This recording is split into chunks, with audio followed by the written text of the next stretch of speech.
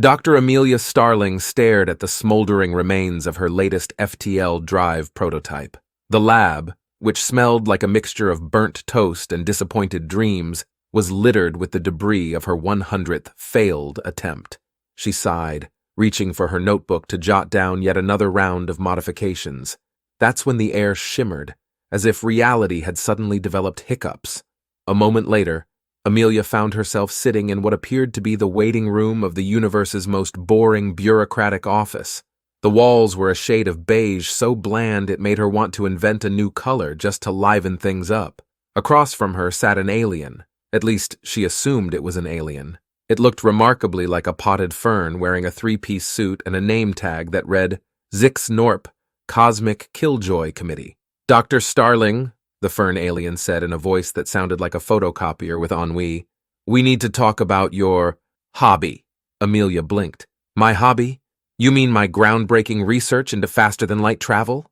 Zix Norp's leaves rustled in what might have been a sigh. Yes, that. Look, we're tired of sabotaging you. Can you just stop? Sabotaging me? Amelia's voice rose an octave. You've been sabotaging my work?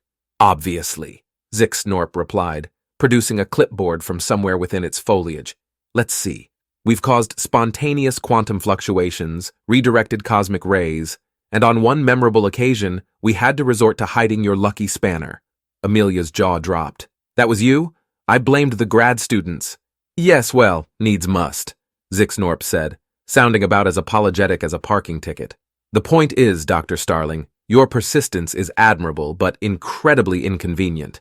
Do you have any idea how much paperwork is involved in keeping a species from accidentally obliterating themselves? Obliterating ourselves? Amelia repeated, her scientist's curiosity piqued despite the absurdity of the situation. How would FTL travel lead to that? Zix Norp's leaves drooped slightly. It's complicated. Let's just say it involves folding space-time, inadvertently creating a universe-wide origami of doom, and the heat death of reality as we know it. Standard stuff, really. Amelia leaned back in her chair, which was somehow both uncomfortably hard and disconcertingly squishy. So what you're saying is that you've been protecting us from ourselves? Precisely, Zix Norp said, brightening slightly, which for a fern meant looking marginally less wilted. Now, if you could just sign this form agreeing to cease all FTL research, we can send you back and— Wait, Amelia interrupted, a mischievous glint in her eye. What if I don't stop? Zix Norp's leaves quivered in what might have been alarm.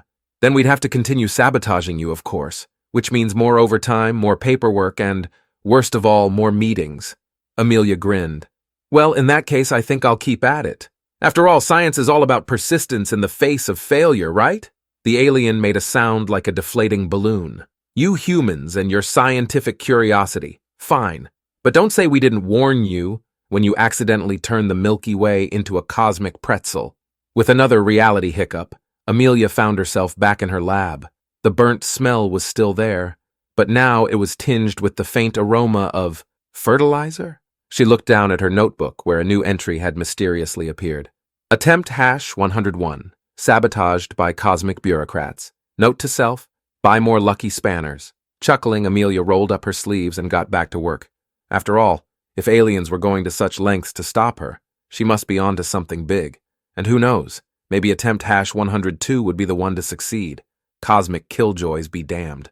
As she tinkered with her equations, she couldn't help but wonder if somewhere in the universe, a very frustrated fern was filling out overtime forms and muttering about the obstinacy of humans.